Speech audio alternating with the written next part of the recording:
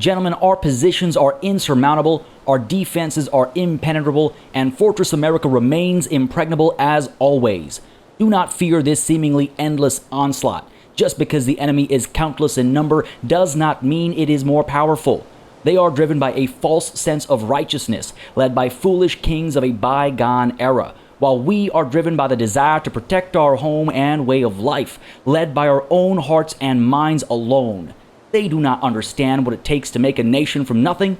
They built theirs on the foundations left behind by those more civilized and better than them in every way. We had to struggle for everything we hold dear, and that is why we will fight to the bitter end, and gentlemen, that is why we will win. Confederate Brigadier General Gilbert Dudley on the eve of the Fourth Battle of Massachusetts. Hey everybody, it's PartyElite. Welcome back to our Sikh Empire run in Victoria 3. This may very well be the penultimate episode of this series, folks, depending entirely on how things play out. We are actually now able to subjugate Great Britain. Our next diplomatic play will allow us to do that because they are a minor power, and they're going to stay a minor power with their prestige at just 258. And on top of that, of course, our truce with them has come to an end as well. But if you're wondering what the holdup is, well, it's the fact that we are at war with the Confederate States of America, and while we're in the middle of another active diplomatic play like this, you're not able to kick off a fresh one. So we can't actually subjugate Great Britain or even start that diplomatic play until this war is done. Now, I asked you last session how you felt we should proceed through this situation. Do we push for the war goals that they're willing to accept, liberating New Africa, banning slavery, or chasing after the treaty port? What combination of war goals should we pursue? Many of you offered different suggestions. Some of you suggested we push on, and between all of your comments and the introduction to the previous episode that I listened to over and over and over again as I was editing that intro, between all of that I realized, folks, we gotta do this. We have to see this war to its end. We have to push for all of these war goals. Why? Because that is what Punjab stands for.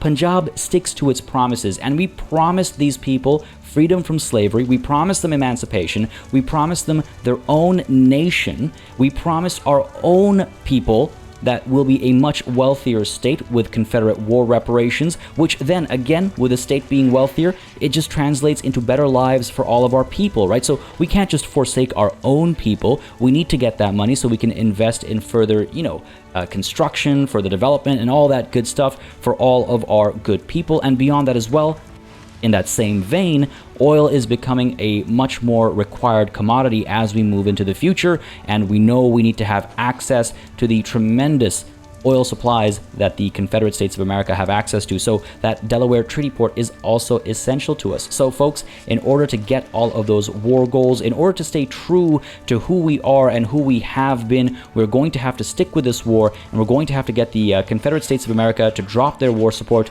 to -100. Now, you might be wondering if that is even possible, and let me reassure you, it absolutely is. We just have to approach things with a slightly different strategy. Now, some of you already know it's coming because you guessed it in the comments, which is always exciting for me. It's always exciting when, again, as they say, right? Great minds think alike. We're going to ignore the second half of that adage. Let's pretend it doesn't exist. But yes, great minds think alike. So it's always exciting to me when I see folks, figuring out or trying to figure out what the plan is moving forward, and some of you definitely hit the nail on the head, and I'm really hoping it works out as intended. I'll talk a bit more about it when it's time to actually execute said plan and said strategy, but we have to wait for this battle to actually end in a defeat. I'm pretty sure that is going to be a prerequisite for the moves I'm planning on making, purely because this battle will not synchronize as I needed to synchronize otherwise. But before we look at that, let's take a look at this. The Journal of Philosophical Studies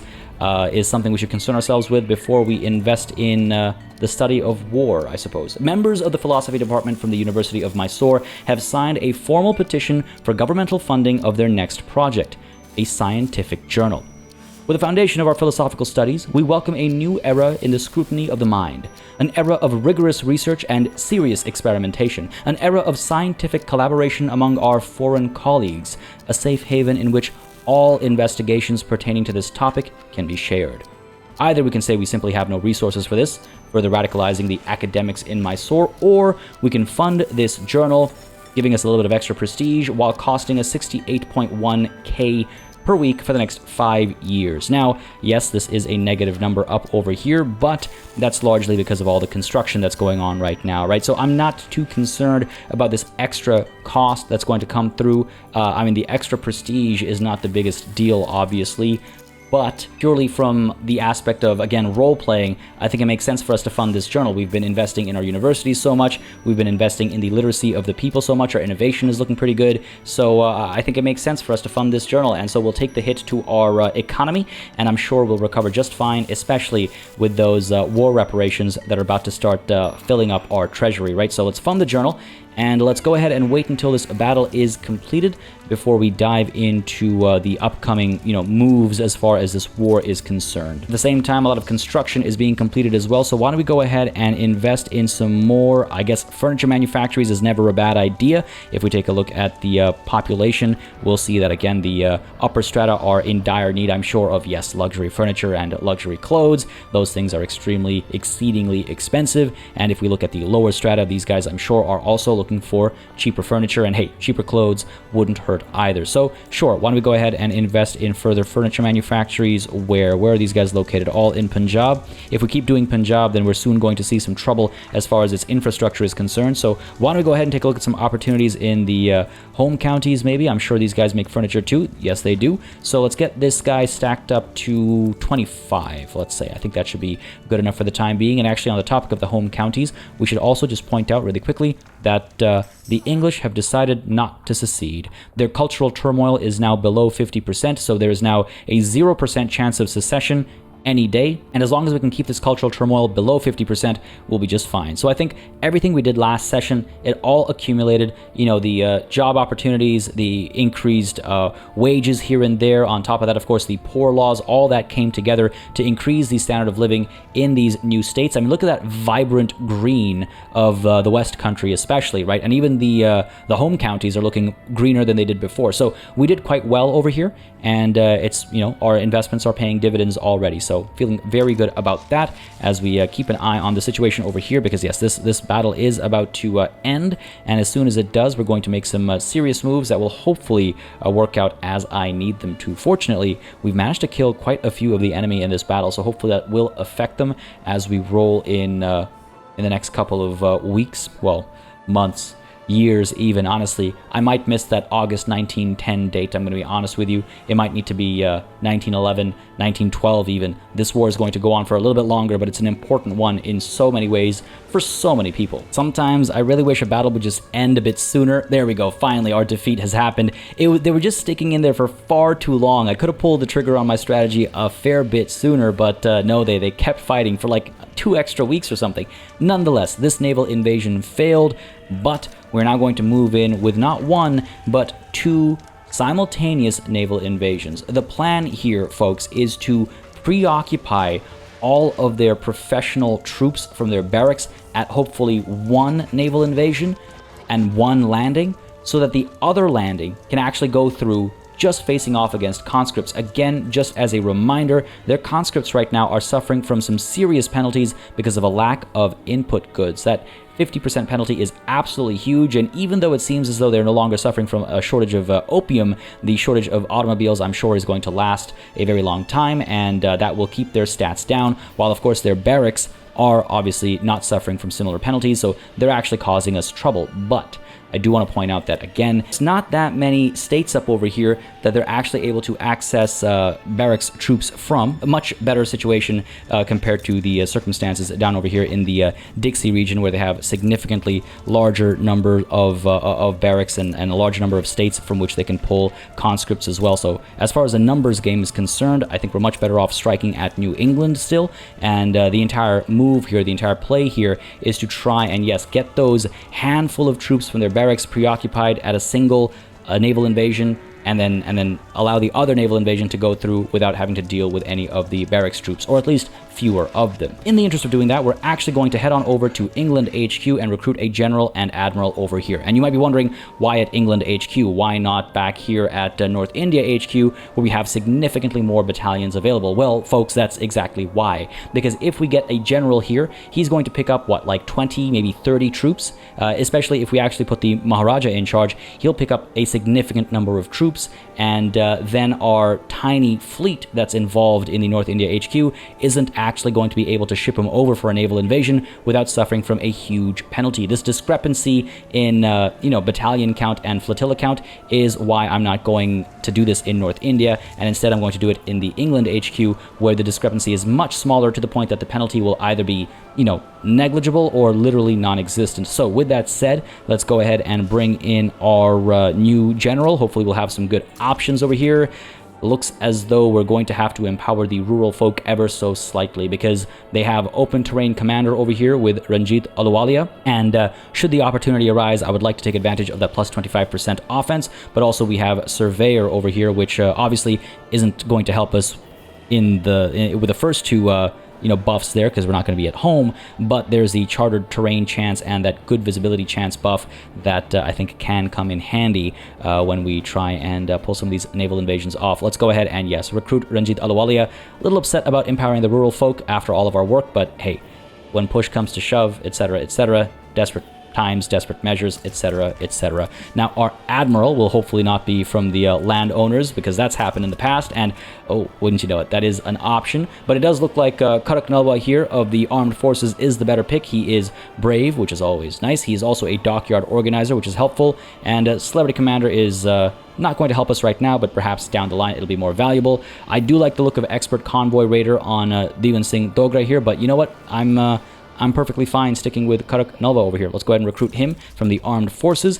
And what we're going to do is we're going to go ahead and actually mobilize these guys at the same time. Again, synchronicity is key over here. We're going to go ahead and tell Nahal Dillon over here to kick off a fresh naval invasion at Massachusetts with Dalip Singh. And at the same time, we're going to go ahead and get Karak Nalwa kicking off another naval invasion at Massachusetts with Ranjit Ahluwalia. That should hopefully trigger at the same time, which should then hopefully overwhelm all of their defenses. I want to mention as well really quickly an explanation as to why I'm hitting at Massachusetts and not elsewhere. So I already mentioned why we're focused on the north over here and not the south. They just have more barracks at the south. I think we're going to be overwhelmed on our side trying to take on all of their, again, aforementioned barracks in the south. So that's one reason. But apart from that, why Massachusetts specifically? Well, New York is the capital state of the Confederate States of America. If we can take even a tiny province of New York State, we'll actually be able to get their war support to drop below zero. So that's all I need to do. And Massachusetts provides us a slim corridor with which to make that progression. And now you might be wondering, well, why don't we hit up, say, New York State itself? They have a connection to the coast. We could do a naval invasion here, and you're absolutely right. However, if memory serves me correctly, New York State has much wider battlefields. See, when a battle kicks off, one of the hidden stats behind the scenes is combat width, and that is determined by the type of terrain the fighting is happening in. I'm fairly confident, not 100% confident, but I'm fairly confident that the combat width of battlefields in Massachusetts, where naval invasions happen, are smaller than the combat widths in New York State, or even for that matter, I think New Jersey.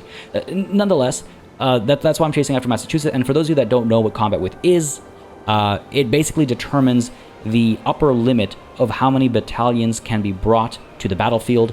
And even though it's a hidden stat, it's a very important stat. Again, those of you that have played perhaps Europa Universalis, you'll be familiar with the concept. It's a little different in Vicky 3, but it does still apply. It's just, hidden for some reason. I'm not sure why, but it is. Nonetheless, that's why we're focusing on Massachusetts, and hopefully this will play out nicely as we push in for this double naval invasion. Yes, I really do sincerely hope that we see some luck over here, as these guys will take about, 50 or so days each? Yes. So they should arrive around the same time, but again, there's so many dice rolls involved, right? Like, will one of them get intercepted? Will both of them get intercepted? How long will their naval battles actually take to complete? What order will they land in? And then on top of that, which troops will either general on either side actually bring to either battle? There are many, many variables, and we could actually, if we wanted to, I suppose I could get Banda Nalva coming in as well, but then again, if I do recruit any generals in North India HQ, they'll suffer a huge penalty from not having enough naval support,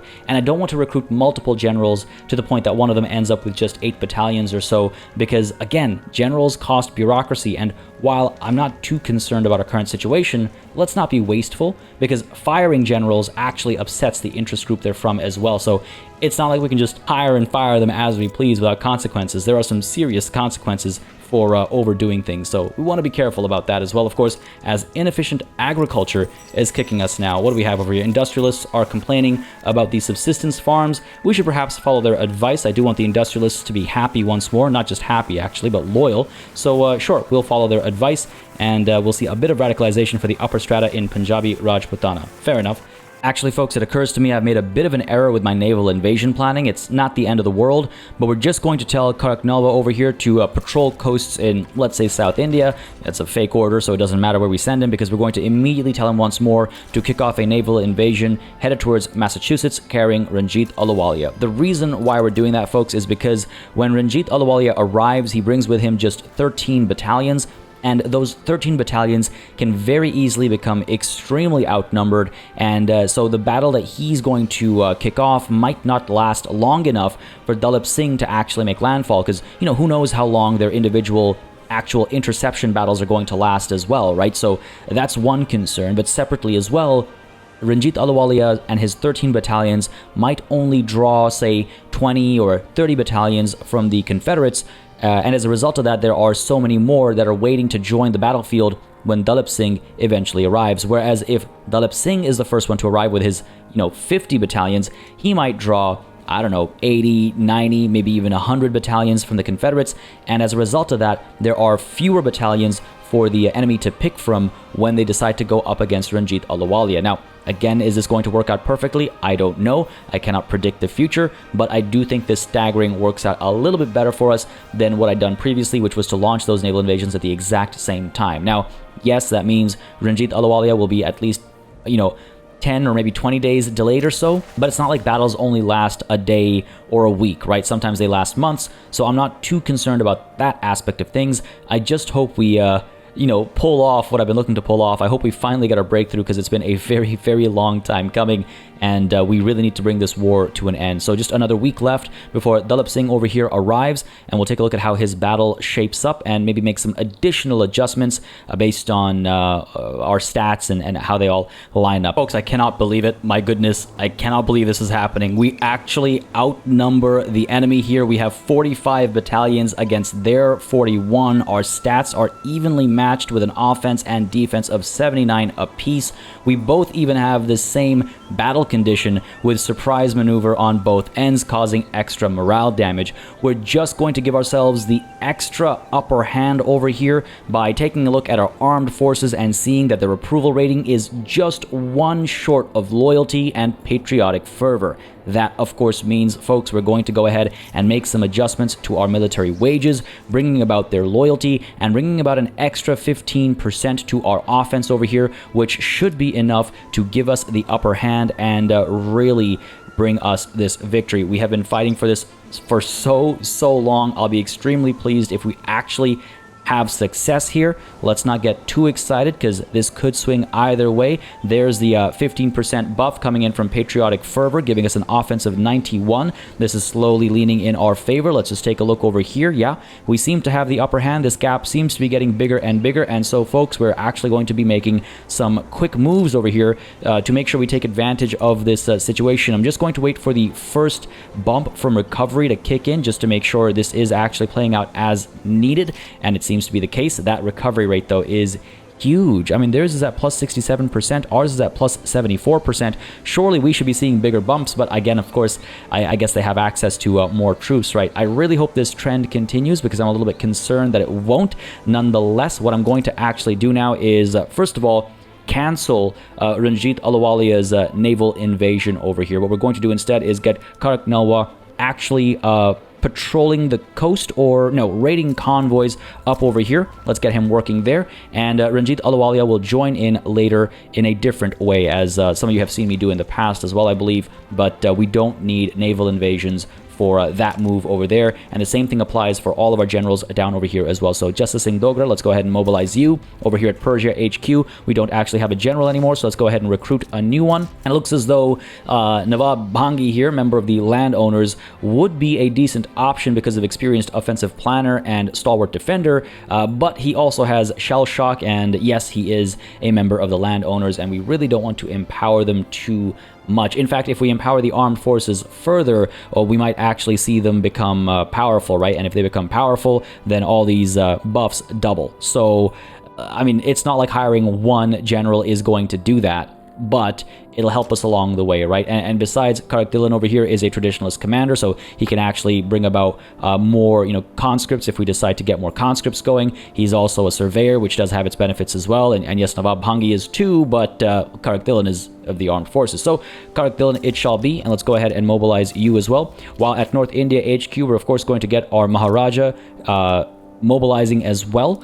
He is bigoted, which does give us a slight boost to offense, but he's only able to bring in 72 battalions, so he's not as impressive as some of his forefathers. He is also bringing with him, I believe, some conscripts, yes, because as you might recall, Awadh was, on the other side of this war at the start of it, and they, I'm sure, managed to activate some of their conscription centers. Yes, indeed they did, and that means we're going to be bringing in some of these relatively weak troops, actually, from Awadh. Now, if I go ahead and change their production methods right now, it'll take a year for that negative 75% penalty to go away. You know what? Let's leave them be as they are right now and just hope that the Maharaja is minimally involved. But yes, with all of these guys mobilized, we will be able to make some quick moves without needing naval invasions. There is at least one more in the cards for the very, very near future. But again, maybe I'm just getting a little too excited. This battle can still turn around on us, though. It looks as though momentum is very much in our favor. Even despite their big bump over there, it seems as though we still have the upper hand here,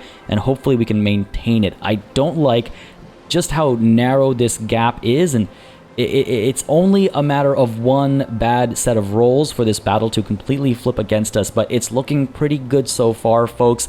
This might finally be it. 45 of our battalions against, 41 of theirs. They did bring some regular troops, but by and large, it's conscripts, so we definitely overpowered them. And of course, that plus 15% as well from the patriotism of our armed forces is making such a big difference over here. Okay, this is pretty much a guaranteed victory at this point in time. We just have to figure out how we make our next moves as we establish our beachhead over here. Let's go ahead and pick the pace up a little bit, and just keep an eye as well on our budget and our overall situation as far as construction is concerned. I think I'm going to just let the investment pool grow a little bit. I apologize if I'm repeating myself, but I just want to mention quickly that it might be time to try and improve our debt situation just ever so slightly, because if we can reduce this negative from interest, then it's just going to help us significantly, right? Just moving forward, the smaller this number is, the better we're doing per week. And I feel like our population is pretty well taken care of for the time being, where I'm not in a rush to produce something, in copious amounts, especially considering, for example, groceries. This is about to stop being a problem, etc., etc. Not to get too cocky, but here we are. So with all that said, I'm just going to let the investment pool grow as well, because the last thing I want to happen is for me to queue up a bunch of buildings and then for it to continue draining our resources and our coffers, right? We're already about to invest so much in the additional military movements we're about to make, so I don't want to hit the economy any further than we absolutely have to. So in the interest of interest and in the interest of the investment pool, we're just going to avoid building anything beyond these furniture manufactories we have going right now, and I'm sure there's more buildings queued up below this furniture manufactories at the bottom, but that'll be that for the time being, as we stay focused on the war effort over here, right? All right, folks, it's about to happen. They're trying to push back a little bit at the end over here, but it's not going to be enough. And this is it. This is the turning point of the war. War support on our end is at 6.5. Again, it cannot go below 0, but on the Confederate side, it is already at 0. However, we are going to have to make a move against their capital state to bring it below 0. Just because of all the war goals that we actually have lined up, we have to do a little bit of extra work. And again, yes, there is the Massachusetts corridor that is my primary sort of point of ingress, I suppose, but I do have a secondary plan. I shouldn't call it secondary because it's part of the bigger plan, but I do have some moves that I'm going to make that should accelerate our conquest of provinces in New York State. But before we can do that, we have to, yes, of course, get this beachhead formed, which shouldn't, there we go, take too much longer. 4 provinces captured. That gives us this position over here. We're going to immediately tell Dalip Singh to defend this front. He simply needs to hold and wait while Devan Singh is going to come here to defend the front as well. It'll cost quite a few convoys, but we have plenty to go around. It'll also take about 63 days, and I'm pretty sure it's going to take pretty much all of these guys about 60 or so days to actually arrive here. Karak Dylan, let's bring you up over here as well, and let's go ahead and get Ranjit Alawalia, the extra general, I suppose. Yeah, it's going to take them all 63 days to get here, but before we can do our next moves, they all need to get over here and start defending this front. Now, here's the thing, folks. At this front, we're going to draw all Confederate generals. Well, not literally all, but many Confederate generals, and maybe all of them. And this is where our defensive capabilities shine, right? We are actually capable defenders. We have the very same buffs, if not more, than the ones that the Confederate armies had. So as this first battle kicks off, you'll see that we outnumber them because, again, we have quite a few battalions on hand, but also our stats are that much better. Defending is absolutely huge in this game. Do not underestimate the value of holding a defensive position. Again, this is the era of World War I, right? I mean, obviously, it spreads a much longer time period, but I think that's a big part of what it's trying to reflect, right? How fronts stayed stagnant for so long because of things like trenches, because of soldiers literally being entrenched and holding their grounds, building fortifications that allowed them to defend an ideal position very efficiently. And we are taking advantage of all those technologies and all those war doctrines and tactics, such as defense in depth, which apparently Dalip Singh is a specialist in. And we've got this huge 200-plus defense, close to the highest defense in the world. So that's amazing. And of course, the armed forces' loyalty is also helping us with that plus 15% buff, which we can actually see if we hover over the defense stats of troops themselves. As you can see here, we have listed all of the actual factors that go into the defense on a per battalion basis. My goodness, our conscripts are amazing. 25 conscripts, 1 set of regular troops. That's all it took to completely demolish nearly 3,000 Confederate troops and wound nearly 9,000 of them as well, while only losing about 300 lives on our side of the battlefield. This is wonderful stuff, folks. We are still waiting about a month before all of these other armies arrive and before we can pull some of our additional maneuvers. But let's go ahead and see just how many times the Confederates try to advance on our position, and let's see just how many of them we can actually kill and just how well we can weaken their military capabilities before these other generals arrive. I'm begging them to make another move over here, and they are advancing. The vast majority of their generals are actually advancing, and that's great for us because it'll keep their troops occupied, it'll keep whittling down their numbers, and at the same time it will give us an opportunity to shine, right? I mean, Dalip Singh is doing wonderfully over here, and he's going to keep doing wonderfully. I have no doubt that his defensive capabilities will overcome... Oh no, did I speak too soon? No, sir, I did not, because that's 56 offense versus 215 defense. Even though they outnumber us in battalion count and actual troop count as well, we've got this in the bag. I mean, just look at that damage. My goodness, even with their recovery there, we're just chopping them down. Oh my lord. Oh my lord, 3,000 dead, only about 700 on our side, 10,000, 11,000 wounded on their side. My goodness, we are killing and hurting so many people as automatic machine guns has been successfully completed, giving us the Devil's Paintbrush. What is this? What a title for an event, too. General Karak Dillon's use of dedicated machine gun teams in the Confederate States of America versus Punjab War has yielded advantageous results on the field of battle, leaving full platoons of enemies dead before they have even reached our lines. I was just remarking on that, and of course, there's a journal entry about it. If anyone had told me that it would be possible to make a gun that would pull the cartridge belt into position, pull a loaded cartridge out of it, move it in front of the barrel, thrust it into the barrel, close the breech in a proper manner, cock the hammer, pull the trigger, fire off the cartridge, extract the empty shell, and throw it out of the mechanism, feed a new cartridge into position, and do all these things in the 10th of a second, I would not have believed it. But now I have seen it done with my own eyes. Yeah, man, like the machine gun is a ridiculous piece of technology. I mean, my goodness. And the fact that it's reliable, I mean, at least in this day and age, absolute madness. But Will our foes fall like grass before the scythe, giving Karak Dillon machine gun expert for 2 years, giving him plus 10% defense, which is pretty solid, I suppose, if we put him in position against the British when the next war comes. That extra 10% will go a long way. Or is Karak Dillon's mastery of this tool unparalleled, giving him Stalwart Defender? Does he already have Stalwart Defender? Let's just check on Karak Dillon over here. He is currently, no, not taking advantage of any such thing. So why don't we go ahead and, yeah, make him a Stalwart Defender that will last forever, as opposed to the 2 years of plus 10% defense. Then again, the difference here is plus 10 defense versus plus 10% defense, right? So it is a significant give and take. However, our defense is already so magnificent that I don't think I have to worry too much about that. So why don't we go ahead and, yes, say that Karak Dillon's mastery of this tool is unparalleled. Absolutely beautiful stuff. Stalwart Defender has been added there, and he's just going to hold this line as our other generals have now arrived. Yes, excellent. So unfortunately, though it's not really unfortunate, Dalip Singh is currently engaged, which will delay our plans ever so slightly. We have to win this battle first, and then we'll be able to make our next moves, because advancing through Massachusetts is still going to be difficult, because, again, the enemy are not weak here. The Confederates are not weak. They do have all of their defensive buffs. They are still capable fighters. They do still have all of their numbers. I mean, just take a look at this front, right? Take a look at how many battalions these generals have brought. That is some...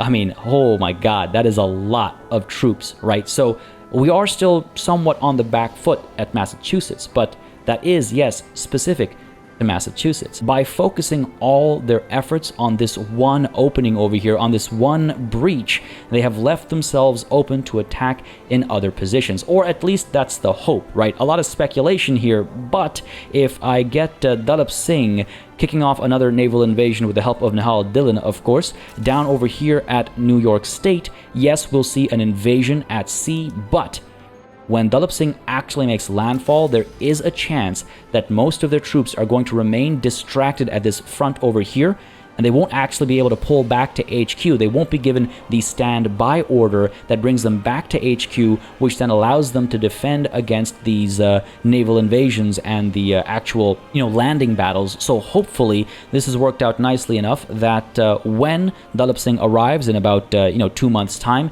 he'll be able to just kind of traipse through New York State and actually get their capital state occupied, allowing finally their war support to drop below zero and allowing us to see a glorious victory. Now, unfortunately, yes, we're going to breeze past August of 1910, so we're not going to be declaring our diplomatic play against Great Britain in 1910. Perhaps it'll be 1911.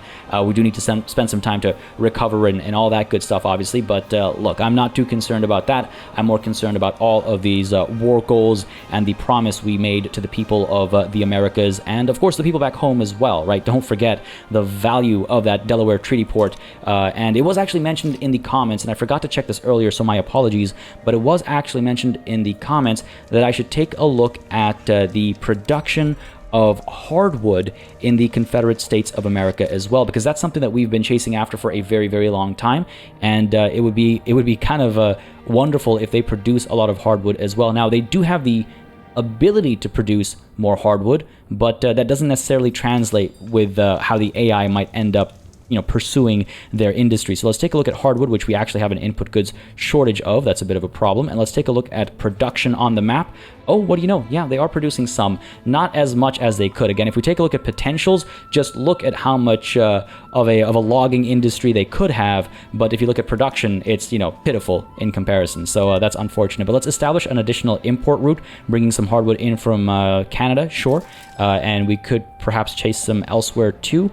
None of these are really good. We'll see what happens with the Confederate market, but this isn't ideal. Being in this position is not ideal. What's our investment pool looking like? You know what? Pretty good. Why don't we go ahead and invest in logging camps back at home? Again, not the biggest fan of some of these productions just because they are employing the quote-unquote wrong people, so to speak. But we do need hardwood. Otherwise, we're certainly seeing some issues. Let's go ahead and maximize the one at Awad. Let's go ahead and maximize the one at the home counties as well, just to employ some people up over here. Let's get this up to level 6, yeah, and maybe that'll be enough. We'll see, but we definitely need, yes, more more hardwood coming through. A lot of things rely on that, and the investment pool is still growing despite all of this construction. I could perhaps build a little bit more. Let's take a look at our population. Again, I'm a little bit calmer now about the situation in the Americas, so I'm able to distract myself with some of these conversations and thoughts. Now, luxury furniture, luxury clothes, and regular furniture as well, I'm sure are issues still. Why don't we go ahead and pursue, higher level furniture manufacturers then over here at the home counties. I do believe we were working on these guys a little bit, and I guess that's where the hardwood shortages is coming from.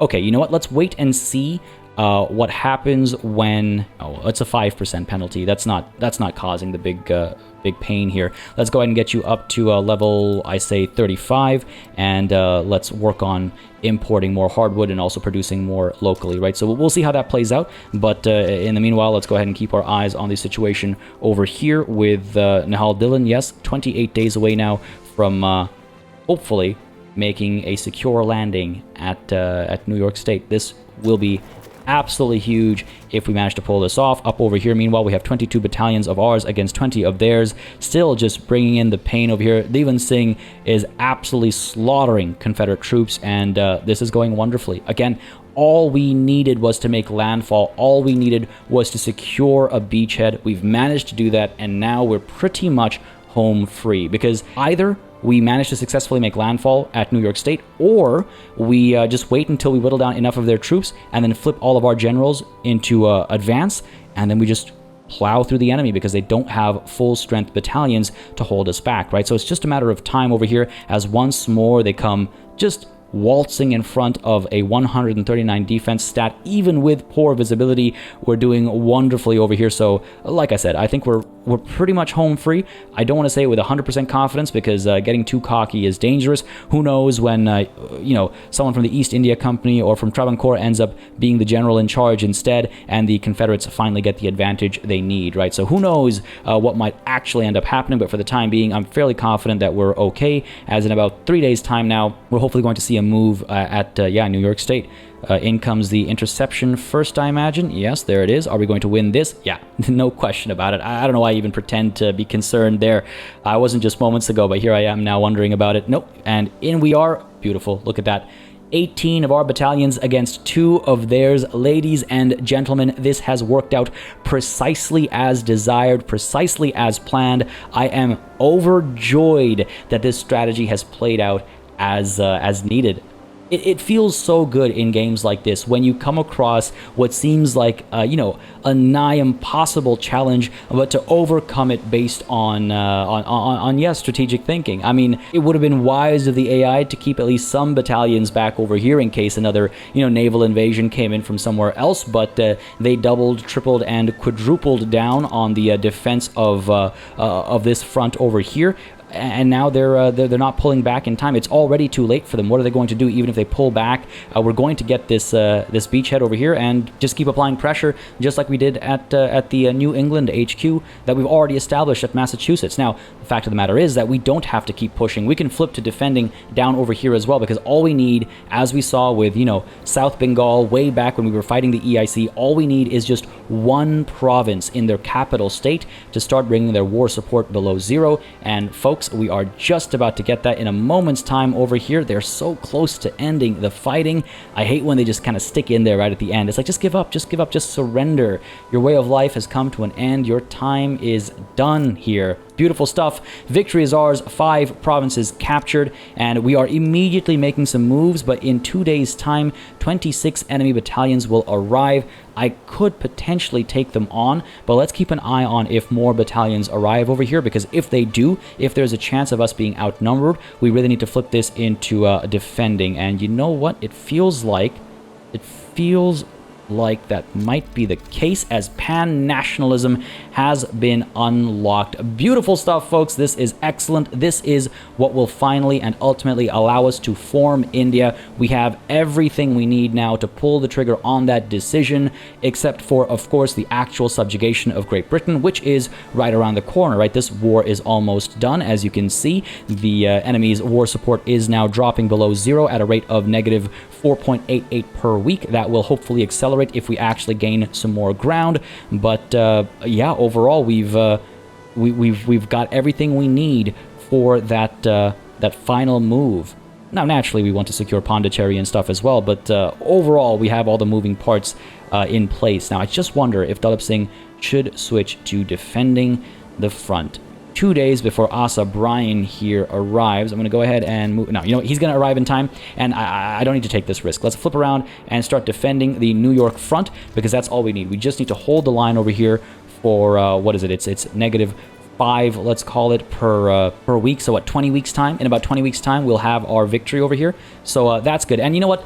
I'll take solace in the fact that we actually got pan-nationalism in August, and not just in August, but it was actually on August 14th, flipping into August 15th. Both of those days, of course, are very important for the Indian subcontinent.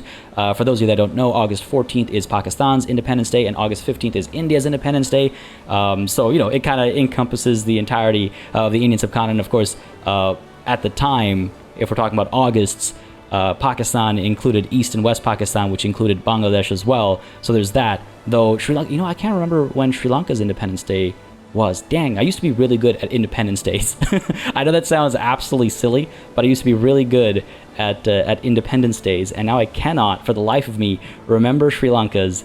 Dang.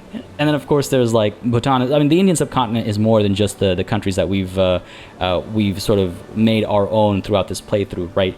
But you understand where I'm coming from, hopefully, as we celebrate some great successes over here against the Confederate States of America. 56 of their battalions against 28 of ours, but we have this 215 defense stat again. This man is a defense in-depth specialist, and he now is a painter as well, if memory serves me correctly, right? He's a stalwart defender, is he not, Dalip Singh? Or was that... No, that was someone else. Who was it again? It was Garak Dillon, right? Yeah, interesting how he got that as opposed to... Anyway, you know what? It's fine. It's fine. I don't mind. I'm way too overjoyed by the current circumstances to mind pretty much anything right now, as our finances are looking pretty good. Our investment pool is looking pretty good as well. Why don't we go ahead and upgrade these furniture manufacturers a bit further, because the hardwood situation is still not solved. That's why. So why don't we see if there's another import route we can establish somewhere, and failing that, why don't we go ahead and, yes, improve our logging camps back where in Mysore. Sure, let's max these guys out, and let's go ahead and build them up in the Midlands as well. Let's get these guys up to level 6 and just see what we can get out of these guys locally, right? We have the option, so why don't we keep it up? While down over here, it seems as though we're still doing okay. I think we are able to hold off enemy troops, or enemy ships, I should say, and even though we're losing the occasional battle where we try to get some convoy raiding done, overall we're able to keep supplies going and flowing for our troops, so we're not suffering from morale penalties or anything like that, as we see victory after victory across both fronts over here. This is, oh my goodness, absolutely wondrous, as we now have untrained hands kicking off. What is this? Ooh. Children working in the furniture manufacturers in Balochistan have suffered injuries trying to operate the machinery used in production. After examining the boy's hand, the doctor sat back down, turned to the mother, and sighed deeply. Well, I'm afraid your son is never going to become a great musician, he said. But then again, perhaps that was never one of his more likely prospects. My goodness, that is dark, man. We could keep the children off the factory floor. That'll reduce dependents' income in Balochistan. Or these new industries need all the employees they can get. No. Keep children off the factory floor. Let them have jobs, but give them safer jobs. Come on, they're but children. They shouldn't be suffering like this. Again, it will hurt dependents' income a little bit, but Balochistan is doing wonderfully as far as their standard of living is concerned, so I'm not too worried about this decision over here. And I do wonder if that segues us into the conversation about getting rid of child labor, right? Do we get compulsory primary school going, as has been my desire for quite some time, or are we concerned about upsetting the industrialists? Maybe the trade unions should be a little bit stronger before we start pushing for this change, because otherwise we're going to see, again, further radicalization from political movements, right? We're already seeing quite a bit of that, so maybe we should hold off on it, but this could be the kicking off point for that conversation, right? For the reduced use of children as labor, and for the increased education as well, right? With those labor laws changed, we can actually push our institutions above their current levels all the way to their maximum levels. In fact, I believe primary school being obligatory allows us to get all the way up to level 5, and that improves education access, that improves our ability to improve our literacy and research and all that good stuff, right, at a faster rate. So there's a couple things to consider, as I should also consider the fact that we're actually locked here until we have a positive bureaucracy, right? Of course, I should have kept that in mind, folks. My apologies. Let's go ahead and build up some government admin buildings, where in South Bengal, I think we're suffering from no infrastructure issues, but a massive reduction in tax collection. So sure, let's go ahead and get these guys built up to level 60, as our economy is looking amazing. Why are we able to make so much money? How are we able to make so much money? What actually happened? What changed that our income is so through the roof? Was there a huge spike or something? Income tax pumped up over there? I guess increases in standard of living, or people getting new jobs? I'm not entirely sure, because I mean, I'll take it gladly. Don't get me wrong, I'll take it gladly, but I would just like to know what the source was, because it has helped us reduce our interest payments a little bit, right? So that's nice to see, though of course now we're in the negatives again, only temporarily until some of this construction gets completed, I suppose. But yeah, hopefully the government admin buildings being completed will help us out. We'll build some more paper mills, I suppose, and then when we bring the military's wages back down to earth, we'll be in a much better position. And in fact, you know what? Since we're seeing such massive stats with every defense, we could actually consider getting rid of their extremely overpaid wages. Let's go ahead and bring that back down. And even though that was helping empower them, obviously, with more money comes more political strength, I think we're okay with our current circumstances. We're not going to need that much power against Great Britain, I don't think. So feeling pretty comfortable about that. While this is a little concerning, why did this number get worse? I feel as though we were at like negative 51 just a few moments ago, and now we're at negative 54, so I don't like that. I don't know what would have caused that, but definitely something to keep an eye on, as this war is about halfway done over here, folks. We are seeing their war support at negative 54.3, so we're not that far away. About 10 weeks now before this war is won, and we'll be able to secure all the oil we need, some of the hardwood we need as well, and of course we'll be able to secure the freedom of the slaves of North America, at least as far as the United States of America are concerned. This is a momentous occasion, an absolutely momentous occasion, as we take a look once more at our hardwood situation. Are things looking any better? No. This is, I mean, this is going to stay a problem for quite some time, isn't it? These amounts are just not worth the investment, I don't think. Why are we not going to see these guys grow any further? Is it because they're just not producing enough goods? Is that the situation? Because, I mean, fair enough. It just means that we, have to rely on ourselves a little bit more, don't we? So, fair enough, let's go ahead and expand logging camps even further. Where? I mean, I suppose we could push them a little bit in Madras. Again, it's not like Madras has too many rural folk, right? So let's get this up to level 19, as high as we can go, and let's get West Country up to level 6 as well, just to try and keep industry rolling, right? There is a lot of need for hardwood, and just nowhere near enough supply as this war rages on. Maybe it'll give us access to enough hardwood, but I have my doubts, right? They're barely tapping into their immense natural resources, and so I sincerely have my doubts. All right, folks, a few more battles kicking off here and there, a few more victories being acquired. We can see really quickly over here, before the war actually ends, we have managed to kill, oh my goodness, 253,000 Confederate soldiers. We have managed to wound around 500,000. That is absolutely wild. Compare that to the number of dead and wounded on our side. Absolutely ridiculous. Look at the cost of war as well. Theirs is 10 times as much as ours. We have done wonderfully in this war. We have hurt the Confederates so much in so many ways, and those ways are just going to keep adding up, folks. As we take a look at the map, in just a short matter of time, we're going to see the total capitulation of the Confederate States of America, bringing us a beautiful victory, bringing not just victory for us, but for many people who have been living under the oppressive boot of the Confederates for far too long. There it is, folks. The capitulation of the Confederate States of America is complete, and as you can see, we have secured the Delaware Treaty Port, we have liberated New Africa, and we have banned slavery across the entirety of the Confederate States of America, while also securing Confederate war reparations. If we just take a look at our economy really quickly, we're going to see under diplomatic pacts, the Confederate States of America are paying us 47.7K per week. That is no small amount. In fact, I believe that is the single largest contributor to our economy as far as our diplomatic pacts are concerned. Yes, even greater than the East India Company. So that's worked out wonderfully. And we've, yes, secured freedom for New Africa as well. And if we just take a look at Dover over here, we should now see our treaty port in place where we actually don't have a port. I mean, looking at the map, it certainly looks like we have a port, but, oh no, you know what? These are probably actually the fishing wharves. Yeah, okay, fair enough. Fair enough. Kind of silly to acquire a treaty port that doesn't even have a port, but we do have to prioritize said port because without it, we are going to be suffering a complete lack of access to the Punjabi market. And there are two parts to actually having a working treaty port. One part is, of course, to actually hold on to the territory, and the other part is to have market access to said territory. Because without that market access, we aren't actually going to see the benefits of that treaty port. If I go to import some oil from over here, we'll see immediately that there is still a embargo by the Confederate States of America against Punjab. And that embargo is because, again, the treaty port isn't technically active, so the treaty isn't technically active, but as soon as that port has been built, we'll be able to forego the embargo that the Confederates have on us, and we'll be able to acquire oil and, you know, whatever else our heart desires, and that should really help the people back at home. I mean, if we just take a look at our population really quickly, we'll see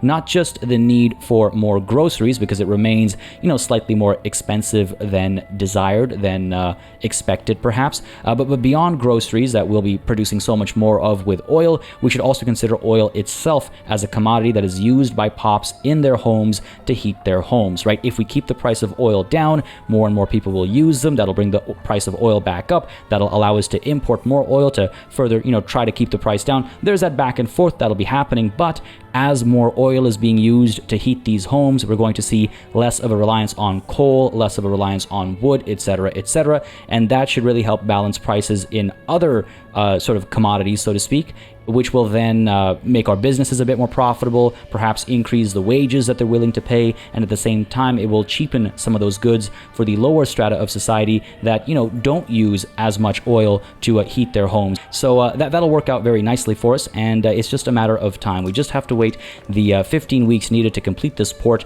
We have prioritized it. It's at the top of the queue, so it it should be done pretty quickly, and then it doesn't take that much longer for us to actually get that market access, and then we can immediately take a look at importing all of those goods to further appease the people back at home. Now, I just want to very quickly investigate the situation at the Confederate States of America and how they're doing right now. Their GDP has obviously dropped a little bit. I imagine the actual impacts of this war haven't fully kicked in just quite yet, but as they do, I suspect the GDP will drop a little bit further. Their population has obviously taken an immediate hit. Their literacy, there's no chart, so we can't tell where it was and where it's headed, but their standard of living seems to actually be coming back up, and I think that's because maybe the convoy rating is done, or you know what, actually, it's probably because they have a significantly smaller population they need to worry about, though I'm very curious to see what actually happens to their, previously slave population. Like, what kind of issues are we going to see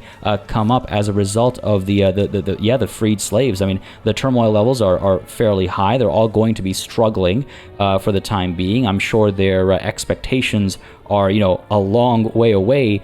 So I am quite curious to see how they deal with the, situation, let's call it, for lack of a better word, and for it otherwise taking too many words to describe exactly what's about to go down in the Confederate States of America. I'm glad we were able to pull off all of our moves, though. That's worked out very nicely, and I'm very excited to see the consequences unfold for the Confederates, as we also get to take a look at New Africa over here. They are seeing amicable relations with us, so that's nice to see, though I don't think we'll actually be able to pull anything off with them because, again, we're still a pariah, right? We also don't have a customs union. We have ideological differences between our governments. Like, there are a lot of differences here and there, so we're not going to be able to actually pull anything off with these guys. We can't even get them into our customs union. We could take a look at trading with them, perhaps. I do believe this treaty port of ours lies in the Dixie strategic region. If we just take a peek here, yeah, looks like it. So this will give us a natural interest in the Dixie region, which should then allow us to, trade or make diplomatic plays with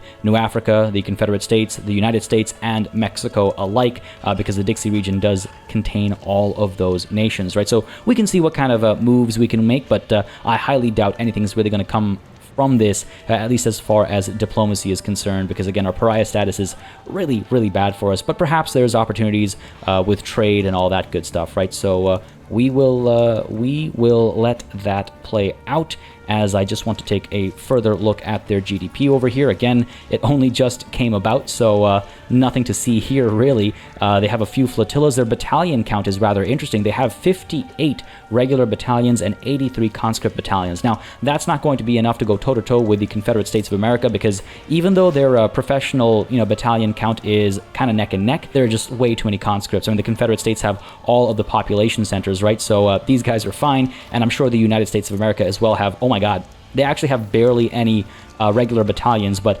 225 conscript battalions available. And don't forget, they are, of course, a dominion of France, and apparently they have a defensive pact with Canada as well. So if New Africa tries to make any moves in the Americas, then they'll be very swiftly crushed, unless they're able to acquire the right friends. And I would happily be that friend for them. I would gladly help them expand a bit further and secure their home and just see where things go for them. But of course, that would all be a distraction from our own objectives and from our own goals, folks. Of course, I'm talking about the subjugation of Great Britain, something we can happily kick off right now if we want to. We're able to make them a puppet. Of course, there is a huge hit to our infamy that I'm really not all that concerned about. I'm more concerned about the countries that we'll be upsetting. Among them, of course, is France, and with France, our relations currently are rather cold. So I don't think it's going to make much of a difference, but I'm going to give it some time before we kick off this diplomatic play, just to avoid the worst case scenario, which might actually end up being the best case scenario if France gets involved on the other side of the battlefield and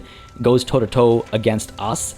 We might actually be able to use that as a pretense to take Pondicherry from them as well. But at the same time, that means we'll be fighting against the French when they have full mobility and when they're actually able to, push at us by joining the fronts in Great Britain. So I just want to play it a bit more carefully. So perhaps we'll wait until August of this year. Maybe it'll be enough, maybe it won't be, but it'll just give us a bit more breathing room, I think, before we actually strike out to subjugate Great Britain. But folks, this is very much then the penultimate episode of this series, I think, because what we'll do is this session, we're going to try and build up our, society a bit more, continue to focus on the standard of living, our literacy rates, things like that, get access to oil, etc., etc., etc., and set ourselves up for success next session, where we will, yes, subjugate Great Britain, get our achievement, form India safely, and then declare war on the French to get Pondicherry, and perhaps declare war on Sikkim as well to secure Sikkim. So I think next session will be our grand finale, as this session, yes, serves as the beginning of the end, as the case might be. Yes, as I've been saying, the penultimate episode. Very exciting times ahead. Why don't we go ahead and let time move forward as we keep an eye on our port, right, which needs to be completed so we can get access to all of that good oil. Nonetheless, folks, I am very excited to see how things unfold now, though we do have to be prepared for the circumstances that might arise very soon, and that is, of course, the European powers might decide to try to cut us down to size. We are, of course, a pariah. Our infamy is closer to 200 than it is to 100. In fact, closer to 200 than it is to 150 even. So it's very possible that we're going to see another attempt at cutting us down to size, which is obviously a little concerning. But for the time being, hopefully we can keep everyone at bay. And if somebody does come, we'll fend them off, right? We know how to do it. We've done it countless times before. We'll do it again, but it might just slow us down, and that's the real concern. As up over here, the East India Company is demanding independence. Who do you think you are? Know your place. Declined. Obviously declined.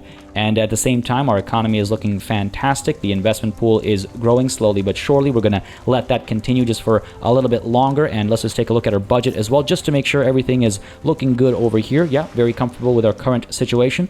So let's just kind of coast for a little while as we take care of our coast over here in Dover by building a port on it. And a lot of these, again, logging camps and stuff will hopefully help us with the acquisition of hardwood, as some of the government admin buildings will, yes, bring our bureaucracy up, which should then allow us to further push our institutions, yes, towards level 3, as was the plan a long time ago. Nonetheless, look, we took care of the situation without those institutions, right? Let's not forget that it wasn't going to impact the English either way, because they are all in their homelands that are currently not incorporated. So, you know, it is what it is. But we managed to get all our work done either way. So, I'm pleased as a peach about that. Now, I should mention, on the topic of the incorporation of these English states, we are going to probably accomplish all of our objectives before the actual end date of the game. And so in the previous couple of sessions, when I mentioned our end date, I was referring to our personal end date when we've acquired all of our objectives, you know, secured Pondicherry, Sikkim, the subjugation of Great Britain. But of course, at that point in time, the actual end date of the game might not be too far away either. So I'm almost wondering if, once we accomplish all of our objectives, if we don't just kind of like cut to the final couple years just to see the end summary screen and see our victory. I don't know. I'll play it by ear. I'll see how I feel, depending on just how quickly we are able to take care of all of these loose ends, I suppose, next session. But I'd be curious to hear your thoughts as well. Personally, I think as I stand right now, I'm fairly comfortable saying that once we subjugate Great Britain and secure the entirety of India, that includes Pondicherry and Sikkim, we will call it a session and a campaign there, and we'll kick off our next one. And boy, I have some very fun plans for our next campaign. I cannot wait to share those plans with you. I've seen a lot of input come in from the comment sections as well with regards to what people would be interested in watching, so I'm weighing all that as well, and I do have some plans for our next campaign and our campaign after that as well, based on those comments and based on some plans I've been formulating on my own as well. So exciting times ahead. I just want to reassure you and remind you that once this campaign is done, Vicky 3 is not done. We are going to keep playing this game for a fair bit longer. I've been enjoying it thoroughly. I love its systems. I love its mechanics. I understand, of course, there are a couple of issues here and there. It is not a perfect game by any stretch of the imagination, but I am enjoying it enough to, to have fun despite some of those issues here and there, because to me they're fairly minor. I mean, they crop up every once in a while. Sometimes they can be a bit annoying, but by and large, they're completely manageable. And so I intend to keep playing this game, and I'm excited to see the patches that are coming up very soon. And I'm also excited to see, of course, how they continue to push and develop all these various concepts. They relatively recently dropped a explanation of their sort of game plan for the next little while in terms of systems they're going to improve, diplomacy, war, this, that, and the other thing. It's all sounding very exciting to me, so I definitely want to be a part of that, and I hope you're excited to be a part of that as well. And I just want to mention on that note, folks, if you've been enjoying this series, if you would like to see more Vicky 3 on this channel, please don't hesitate to let me know by leaving a like and a comment down below. It really does help me just know what people are interested in watching on the channel. And beyond that as well, of course, if you haven't yet subscribed, don't hesitate to subscribe to the channel either, because yes, Vicky 3 is here to stay, and if you like Victoria 3, you're going to see plenty of it on the channel.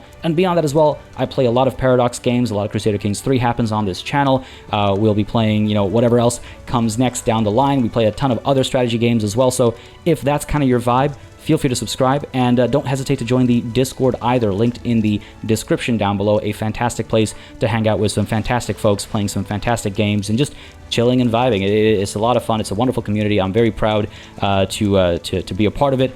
Some wonderful folks, and if you're looking for help or you're looking for people to play with, it's a great place to find all of the above. Nonetheless, let's go ahead and speed time up a little bit to see the completion of this port in just about 3 weeks' time, and then we can start arranging some of the things that'll hopefully start bringing this number back down, because the radical count has been pushing higher and higher lately just because of the unfulfilled political movement demands. But hopefully by taking care of standard of living, we'll be able to just counteract the pressure from political movements. I mean, my goodness, these guys should really learn to simply give up. But the rural folk, they are so very powerful. How do you continue to be so powerful? That plus 2% from Ranjit Ahluwalia cannot be enough to get you up to 18%. They're almost literally, like mechanically speaking, powerful. They are persistent. My goodness, they are, aren't they? Dear Lord. And I just wonder, it's been suggested in the comments, I just wonder if I don't start, letting go of some of these laborers. Throughout the Indian subcontinent, we've just been encouraging the continued employment of laborers, and that has perhaps encouraged people to stay as laborers when they would otherwise become machinists or engineers elsewhere.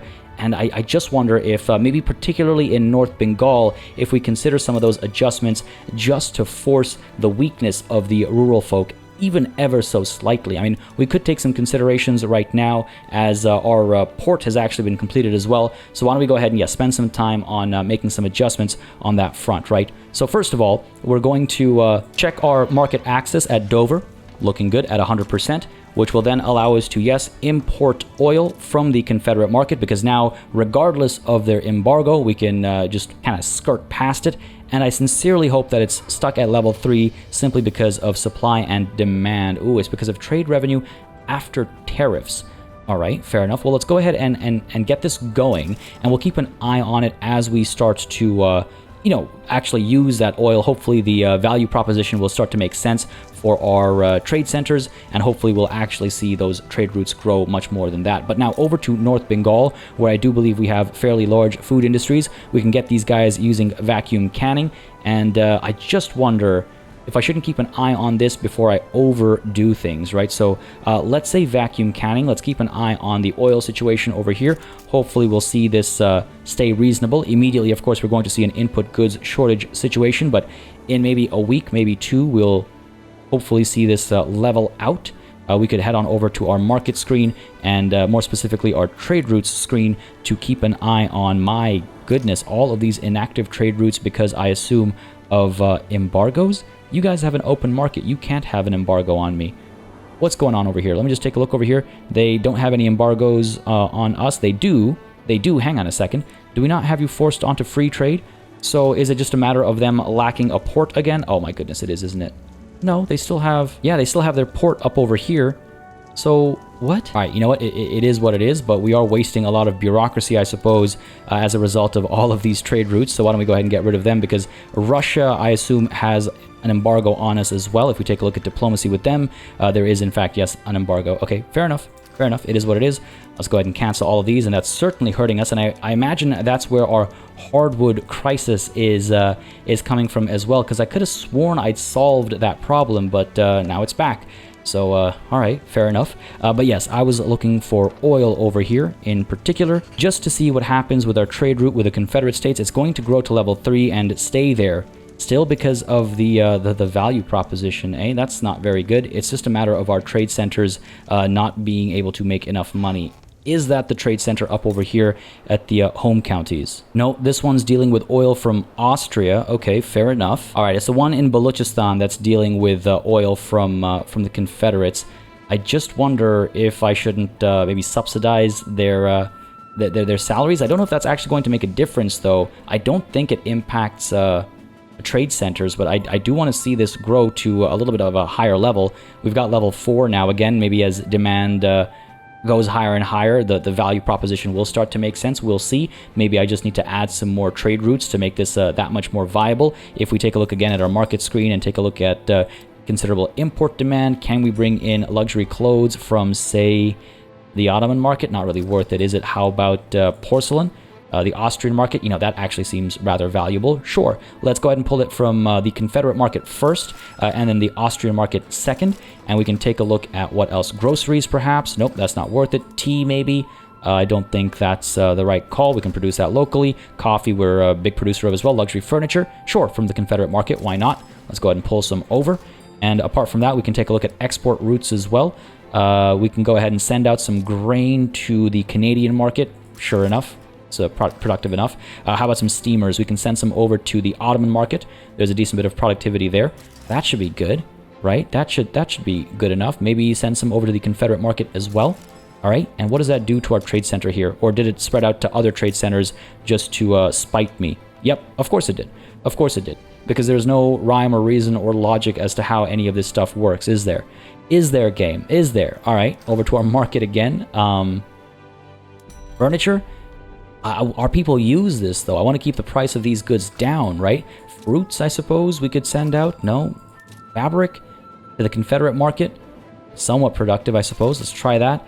Again, if it doesn't get assigned to the right trade center, it doesn't make a difference. Yeah, these guys are going to be stuck, I think, unless the demand keeps going higher and higher. It does look like that's what's making a difference.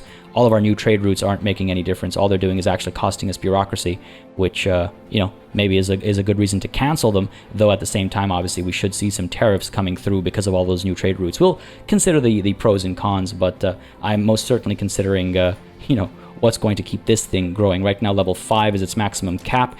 Is our current level of import enough for our food industries? Seems to be the case, so that's fine. We'll leave that be as is as we continue to look at other places in North Bengal where we can perhaps get some of the laborers replaced by others, right? I just want to try and focus on firing laborers. Here we can see machinists are being fired as well, so that's not an option as far as I'm concerned. It's not a first option, at least. Let's put it that way. The rotary valve engine over here will further reduce the number of laborers. Okay, sounds good to me. Let's get that going, and I'm really hoping here that I'm not screwing over the radicalization, right? Because when people get fired, they are more likely to become radical. So I'm really hoping that the damage I'm causing over here is as short-lived as possible, because we do want to make sure, yes, that our overall situation isn't hurt just because we're trying to weaken the rural folk, ever so slightly. Over here at the iron mines, we can certainly use the steam donkey to reduce the laborer count, but perhaps more impressively, using rail transportation will fire, another 3,000. Okay, it's just because it's not that highly upgraded. I was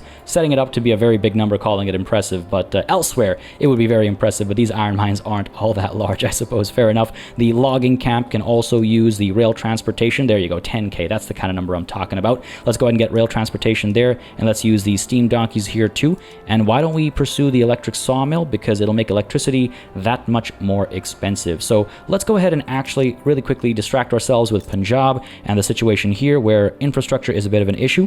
So why don't we build up our railway to level 40, I think should do the trick, and then build up our power plants as well to level 40, because that will allow us to get electric sawmills and also electric sewing machines and stuff like that, which should really help our overall situation out as far as supply and demand of some of those essential goods as well, right? So North Bengal, what else to do over here? I guess that's pretty much, no, it's not. Opium plantations, if we use rail transportation over here, 77K laborers will be fired. So let's go ahead and do that, yes please, and thank you. And I really hope this ends up hurting the right people. I really hope that this helps push some of these laborers into other fields, such as, again, engineers and machinists and all that good stuff, because otherwise we're really just hurting our population without providing for them, right? So I am a little concerned about some of these moves. I have seen the suggestion in the comments a couple of times, and you all know now my hesitation to make these changes, but I think we've reached that kind of tipping point where we, yes, have to start doing some serious adjustment here to actually bring down the number of rural folk, because I do believe this population has just been constantly growing, and this clout has also been rather problematic for a very long time, and a very large part of their population involves, yes, laborers. It also involves farmers and peasants, sure, and clergymen too, but we've done all we can in many of these places. And now, naturally, just because I want people to become machinists doesn't mean we're home free when they become machinists, right? Quite a few of them will end up joining the rural folk, as you can see, right? This isn't a small number either, but it's a matter of chances, right? Percentages, likelihoods, statistics, right? Statistically, laborers are more likely to end up being rural folk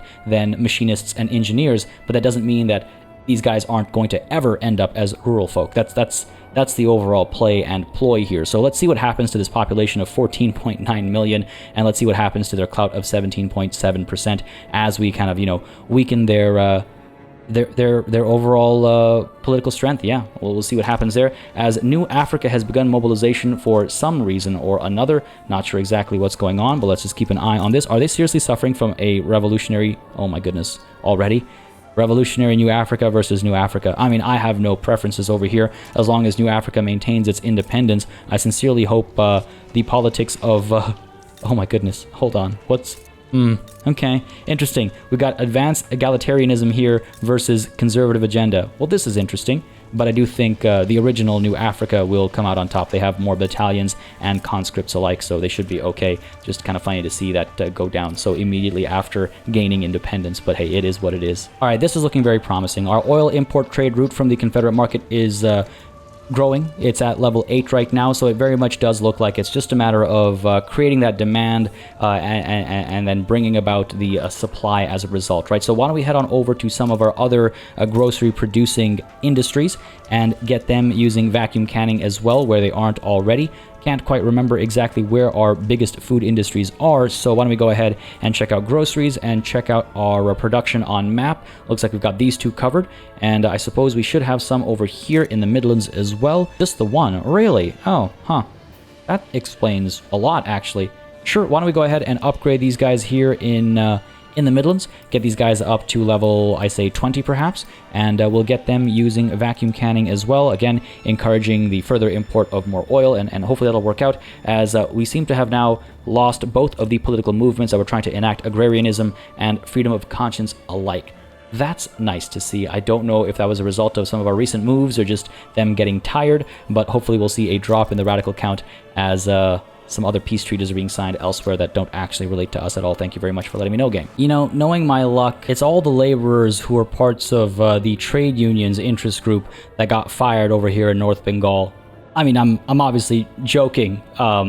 There's a very small percentage of trade union members in North Bengal. The vast majority of them are situated in Punjab, so I highly doubt that's what happened, but I wouldn't be surprised if that is what played out a little bit, simply because if I take a look at the circumstances, you know, across the board, we'll see, yeah, quite a few of them are situated in North Bengal, and the game likes to pick on me like that, because honestly, the rural folk remain as strong as they were before. If we take a look at their clout, in fact, I believe it's pipped up by 0.1%, which is obviously not enough to go by, but I'm just kind of like taking a jab at myself, knowing how things play out with me, because yes, it is a risk. Again, laborers are also, you know, often in the trade unions. But not in North Bengal. North Bengal never had a big presence of trade unions, which is why I wasn't so concerned about firing a bunch of laborers, because I knew that by and large they were probably in the rural folk interest group, just because it is so much more prevalent.